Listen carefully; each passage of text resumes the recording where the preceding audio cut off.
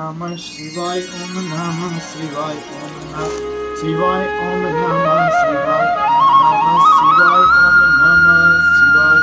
आज हम नंदीश्वर द्वारा शुक्राचार्य का अपहरण करना और शिव द्वारा उनका निगल जाना और 100 वर्ष के बाद शुक्राचार्य शिवलिंग के रास्ते बाहर निकलना, शिव द्वारा उनका शुक्र नाम रखा जाना, शुक्र द्वारा जपे गए मृत्युंजय मंत्र और शिवा अष्टोत्तर शस्त्र नाम स्तोत्र का वर्णन, शिव द्वारा अंध को वर प्रदान करना।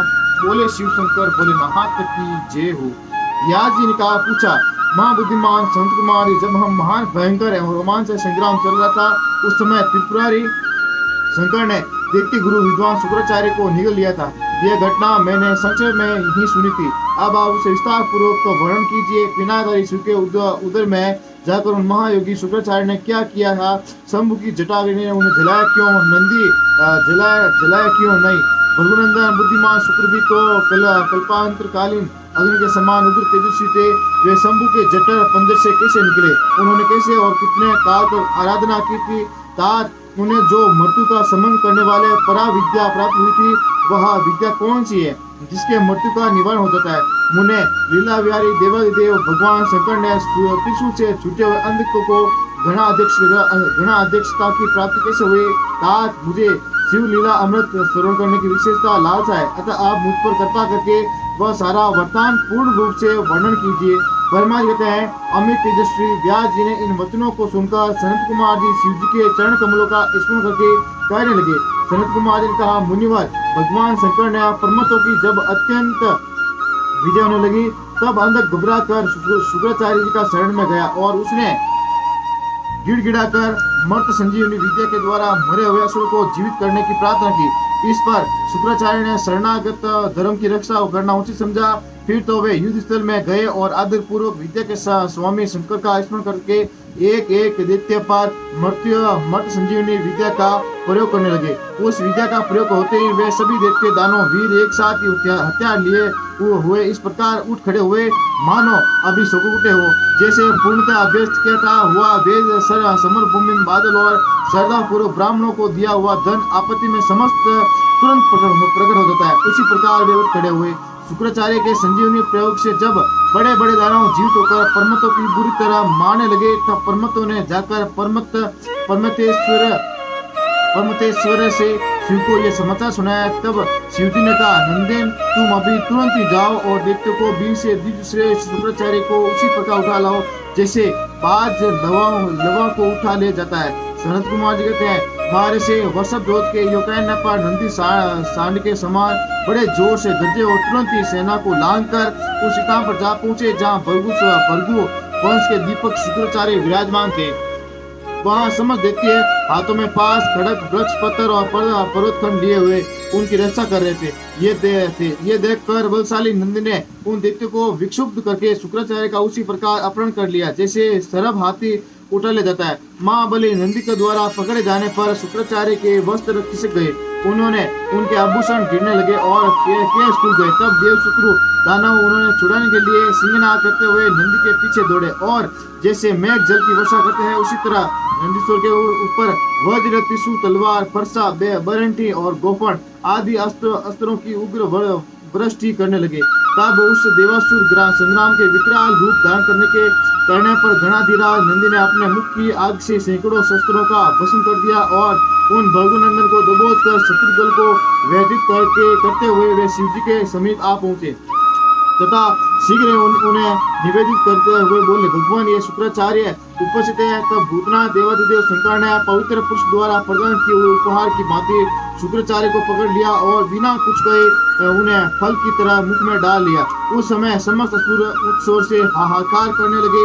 व्यास जी जब गिरिजेश्वर ने शुक्राचार्य को निगल लिया तब दैत्यों की विजय की आशा जाती रही। उस समय उनकी दशा शुंड रहित गजराज सिंहहीन सांड मस्तकहीन देह अध्ययन रहित ब्राह्मण उद्यमहीन प्राणी भाग्यहीन उद्यम पति रहित स्त्री फल वर्जित बाण पुण्यहीन होने की आयु वर्त रहित वेदा अध्ययन एकमात्र देव शक्ति के बिना निष्फल हुए। कर्म समूह सुताहीन क्षत्रिय और सत्य के बिना धर्म समुदाय की भांति शोचनीय हो गई। दैत्यों का सारा उत्साह जाता रहा। तब अंधक ने महान दुख प्रकट करते हुए अपने सूरवीर को बहुत उत्साहित किया और कहा, वीरों, जो रणांगन में छोड़कर भाग जाते हैं उन्हें ख्याति अब से रूपी काली मास में मलिन हो जाती है और उन्हें इस लोक में तथा परलोक में कभी भी सुख नहीं मिलता। यदि पुण्य जन रूपी माल का अपहरण करके धरा तीर्थ रण तीर्थ में आवागमन कर लिया जाए तो वह तीर्थ में स्नान, दान और तप की कथा क्या आवश्यकता है, अर्थात इनका फल रणभूमि प्राण त्याग करने से ही प्राप्त हो जाता है। द्वितीय राज की वचन को पूर्ण रूप से दान करके वे दैत्य तथा दानव रणभेरी बजाकर रणभूमि में प्रमथ गणों पर टूट पड़े और उन्हें मथने लगे। तब बाण, खड्ग, वज्र, शरीर के कठोर पत्थर, भूसंडी, बिंदीपाल, शक्ति, भाले, फरसे, खटवांग, पटीस, त्रिशूल, लकुट और मुसलों द्वारा परस्पर प्रहार करते हुए भयंकर मार काट मचाने लगे। इस प्रकार अत्यंत घमासान युद्ध हुआ। इसी बीच विनायक, स्कंद, नंदी, सोमनंदी और वीर निगमे और महाबली वैशाख आदि उग्र गणों ने त्रिशूल, शक्ति और बाण समूह की धारावाहिक वर्षा करके अंधक बना दिया। फिर तो पर्वतों ने तथा असुरों की सेनाओं ने महान कोलाहल मच गया। उस घोर शब्द को सुनकर शंभु के उदर में स्थित शुक्राचार्य आश्रय रहित वायु की बातें निकलने का मार्ग ढूंढते हुए चक्कर काटने लगे। उस समय उन्हें रुद्र के उदर में पाताल सहित सातों लोग, ब्रह्मा, नारायण, इंद्र, आदित्य और अप्सरों से विभिन्न विचित्र बोल था। वह परमतासुर संग्राम भी दिख पड़ा। इस प्रकार वे 100 वर्षों तक शिव जी के कुक्ष में चारों ओर भ्रमण करते रहे, परंतु उन्हें उसी प्रकार कोई छिद्र नहीं दिख पड़ा जैसे दुष्ट की दृष्टि सदाचारी के छिद्र को नहीं देख पाती। तब भृगुनंदन ने शिव योग का आश्रय ले एक मंत्र का जप किया। तब उस मंत्र के प्रभाव से शंभु के जठरपंजे शुक्र रूप से लिंग मार्ग से बाहर निकले। तब उन्होंने शिव जी के प्रणाम किया। गौरी ने उन्हें पुत्र रूप में सुलगा कर लिया और विघ्न रहित बिना बना दिया। तदंतर करुणा सागर महेश्वर ने भृगुनंदन शुक्राचार्य को वीर के रास्ते निकला हुआ देखकर मुस्कुराते हुए बोले। महेश्वर ने कहा, भृगुनंदन, क्योंकि तुम मेरे लिंग मार्ग से शुक्र की तरह निकले हो इसलिए अब तुम शुक्र कहलाओगे। जाओ, अब तुम मेरे पुत्र हो जाओ। संत कुमार कहते हैं, मुनीश्वर, देवेश्वर, शंकर के युग रहने पर सूर्य के सदृश कांतिमान शुक्र ने पुनः शिव जी को प्रणाम किया और वे हाथ जोड़कर स्तुति करने लगे। शुक्र ने कहा, भगवान, आपके पैर, सिर, नेत्र, हाथ और हृदय अनंत है। आपकी मूर्ति की भी गणना नहीं हो सकती। ऐसी दशा में आप सत्युत की सिर झुकाकर किस प्रकार स्तुति करो। आपकी 8 मूर्तियां बताई जाती है और आप अनंत मूर्ति भी है। आप संपूर्ण सुरों और असुरों का कामना पूर्ण करने वाले हैं तथा अनिष्ट दृष्टि से देखने पर आप संहार भी कर डालते हैं। ऐसे में स्तुति के योग्य आपकी मैं किस प्रकार स्तुति करूं। संत कुमार कहते हैं, मुने, इस प्रकार शुक्र ने शिव जी की स्तुति करके उन्हें नमस्कार किया और उनकी आज्ञा से वे पुनः दानवों की सेना पृष्ठ हुए। ठीक उसी तरह जैसे चंद्रमा मेघों की घटा में प्रवेश करता है, व्यास जिस प्रकार रणभूमि शंकर ने जिस तरह शुक्र को निगल लिया था वह वरदान तो तुम्हें सुना दिया। अब शंभु के उदर में शुक्र ने जिस मंत्र का जप किया था उसका वर्णन सुनो। महेश्वर, वह मंत्र इस प्रकार है। ओम नमस्तुते देवेशाय सुरासुर नमस्कृताय भूतभव्य महादेवाय हरते पिंगल लोचनाय बलाय बुद्धि रूपेण व्याघ्रसन छंदायारण्याय त्रिलोक प्रभय ईश्वराय हराय हरिनेत्राय युगांत करणाय नलाय गणेशाय लोकपालाय महाभुजाय महाहस्ताय शूलिने महादष्टिगणे कालाय महेश्वराय अव्ययाय काली रूपणे नीलगिरिवाय महोदराय गणाध्यक्षाय सर्वान अंतराय सर्वभावनाय सरंगाय मृत्युहंत्राय पार्यात्र सुरवर्ताय ब्रह्मचारिणे वेदांताय तपोअंतकाय पशुपते व्यांगाय शूलपाणे वर्षकेतवे हरे जटेन शिखंडे लकुटेन महायशाय भूतेश्वराय गोआवासिने वीणापणवतलावते अमराय दर्शनाय बाल सूर्यनिभाय शमशान वासिने भगवते उमापते अरिंदमाय भव्य वक्ष्याक्षी पातिने पूछने दशनाय कुरकुरु करताय पास हस्ताय पर्णकालाय उल्कामुखाय अग्निकेतवाय मुनिये दीपते विषा अंपते उन्हें तु जनकाय चतुर्काय लोक सतमाय वामदेवाय बुद्धाक्षिणाय वामतो विक्षवे विभुरिक्ष विभु रूपिणाय जटिने सोम जटिलाय शक्रहस्त प्रतस्तुत संपकाय वसुनाम स्तंकाय कर्तवे कटुकराय कालाय मेधावाहिनी मधुकराय चलाय वानस्ताय वाजन से वसनेति समा समय पूजिताय जगतदात्रे जगत्पते पुरुषाय शाश्वताय ध्रुवाय धर्माध्यक्षताय तिरुवंत्रमण भूतवामनाय त्रिनेत्राय बहुरूपाय सूर्यायुक्त सम्म प्रभाय देवाय सर्वंत्रुय नीलांद्रे सर्वबाधा विमोचनाय बंदरगाय सर्वधारणे धर्मोत्तमाय पुष्पदंताय विभागाय मुखाय सर्वहराय हिरण्य सरसे दारुणाय भीमाय भीम रूप भीम प्रक्रमाय ओम नमो नमः। इसी मंत्र इसी शेष मंत्र से जब करके शुक्र शंभु के जठर पद से लिंग के रास्ते उत्कट वीर के सतरा निकले थे। उस प्रकार उस समय गौरी ने उन्हें पुत्र रूप से अपनाया और जगदीश्वर शिव ने अजर अमर बना दिया। तब वे दूसरे शंकर के सदृश शोभा पाने लगे। 3000 वर्ष व्यतीत होने के पश्चात वे ही वेद निधि मुनि व शुक्र पुनः इस भूतल पर महेश्वर से उत्पन्न हुए। उस समय उन्होंने धैर्यशाली तथा तपस्वी दानुराज ने अंधक को देखा तो उसका शरीर सूख गया था और वह त्रिशूल पर लटका हुआ परमेश्वर शिव का ध्यान कर रहा था। वह शिव जी के 108 नामों का इस प्रकार मंत्र करने लगा। महादेव विरूपाक्षी चंद्राधर कर्त शेखरम अमृत शाश्वत स्थानो नीलकंठ पिनाकी वर्षपाक्ष महायज्ञ पुरुष सर्वकामद कामारे कामदहन कामरूप कपड़दे विरोक्ष विरूपा गिरीश भीम रक्तवासा योगी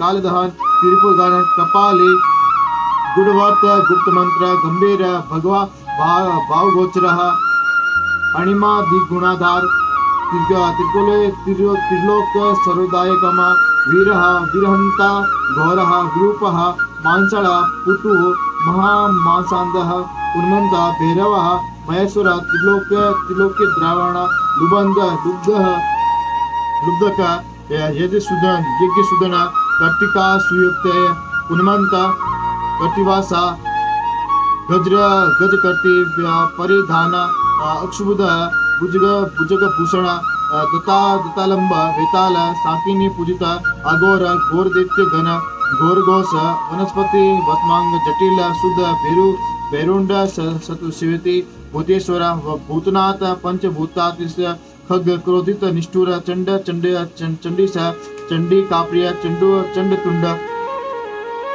गरुतम निस्त्रिय सौभोजन। ओम नमः शिवाय ओम नमः शिवाय। सौभोजन लेलिहान महारुद्र मृत्यु रगोचर परे मृत्यु महाशनि शमशान रणवासी राग विराग रागंध वितराग सतलाची सत्व रज तम धर्म अधर्म वास वानुज सत्य असत्य सदर्पो असदर्पो अहैतको अर्धना नारीश्वर भानु कोटि सत्प्रभु यज्ञ यज्ञपति रुद्र ईशान वरद शिव परमात्मा शिव की 108 मूर्तियों को ध्यान करने से वो दानव उस महान भय से मुक्त हो गया। उस समय उस प्रश्न हुए जटाधारी शंकर ने उसे मुक्त करके उस त्रिशूल के अग्रभाग से उतार लिया और दिव्य अमृत की वर्षा से अभिषेक कर दिया। तत्पश्चात महात्मा महेश्वर ने उसने जो कुछ किया था उस सब का सांत्वन पूर्व का वर्णन करते हुए उस महादैत्य को अंतक से बोले। ईश्वर ने कहा, हे दैत्य, मैं तेरे इंद्रिय निग्रह और नियम शौर्य और धैर्य से प्रसन्न हूँ गया हूँ, अतः सुवर्त अब तू कोई वर मांग ले। दैत्य के राजा धीराज, तूने निरंतर मेरी आराधना की है, इससे तेरा सारा कलमश धुल गया और तब तू वर पाने के योग्य हो गया है। इसलिए मैं तुझे वर देने के लिए आया हूँ, क्योंकि 3000 वर्ष तक बिना खाए पिए प्राण धारण करके रहने से तूने जो पुण्य कमाया है उसके फलस्वरूप तुझे सुख की प्राप्ति होनी चाहिए। सनत कुमार कहते हैं, मुने ये सुनकर अंतक के ने भूमि पर अपने घुटने टेक दिए और फिर वह एक हाथ जोड़कर कांपता हुआ भगवान उमापति से बोला। अंधक ने कहा, भगवान, आपकी महिमा जाने बिना मैंने पहले रणांगण में वह हर्ष गदगद वाणी से आपको जो दीन तथा नीच से नीच का है और मूर्खता वश लोक में जो जो निंदित कर्म किया है, प्रभु वह उस को सबको आप अपने मन में स्थान न दे, अर्थात उसे भूल जाए। महादेव, मैं अत्यंत अच्छा और दुखी हूँ। मैंने काम दोष वश पार्वती की विषय में भी जो दूषित भावना कर ली थी, उसे आप क्षमा कर दे। आपको तो मैं अपने कर्पण दुखी एवं दीन भक्त पर सदा ही विशेष दया करनी चाहिए। मैं उसी तरह का एक दीन भक्त हूँ और आपकी शरण में आया हूँ। देखिए, मैंने आपके सामने अंजलि बांध रखी है। अब आपको मेरी रक्षा करनी चाहिए। ये जगत जननी पार्वती देवी मुझ पर प्रसन्न हो जाइए और सारे क्रोध का त्याग कर मुझे कृपा दृष्टि देखे। चंद्रशेखर का कहाँ तो इनका भयंकर क्रोध और कहाँ मैं तुच्छ देखती चंद्रमौली, मैं किसी प्रकार उसको सहन नहीं कर सकता। शंभो, कहाँ तो परम उदार आप और कहाँ बुढ़ापा, मृत्यु तथा काम क्रोध आदि दोषों को वशीभूत मैं अर्थात मेरी आपके साथ क्या तुलना है। महेश्वर, आपके ये युद्ध कला निपुण महाबली वीर पुत्र मेरे कर्पणता पर विचार करके अब क्रोध को विषय वशीभूत मत हो। तुषार हार, चंद्र किरण, शंकर कुंद पुष्प और चंद्रमा के विषय वर्ण शिव में पार्वती को गुरुता के और वह नित्य मार्गदर्शन से देखूं। मैं नित्य आप दोनों के भक्त बना हूँ। देवताओं के साथ होने वाले मेरा वेर दूर हो जाए तथा मैं शांतित हो योग्य चिंतन करता हूँ। गणों के साथ निवास करूँ। महेशन, आपकी कृपा से मैं उत्पन्न हुआ उस विरोधी दानव भाव का पुनः कभी स्मरण न करूँ। यही उत्तम हुआ मुझे प्रदान कीजिए। संकपाल कहते हैं, मुनि सप्तम इनकी बात कर वह दिव्यराज माता पार्वती की ओर देखते हुए त्रिनय शंकर का ध्यान करता हुआ मौन हो गया। तब बुद्ध ने उसकी ओर कृपा दृष्टि देखा। उनकी दृष्टि पड़ते उसे अपने पूर्व वृत्तांत का अद्भुत जन्म स्मरण हो गया। उस घटना का स्मरण होते ही उस मनोरथ पूर्ण हो गया। फिर तो माता पिता उमा महेश्वर को प्रणाम करके वह करते हो गया।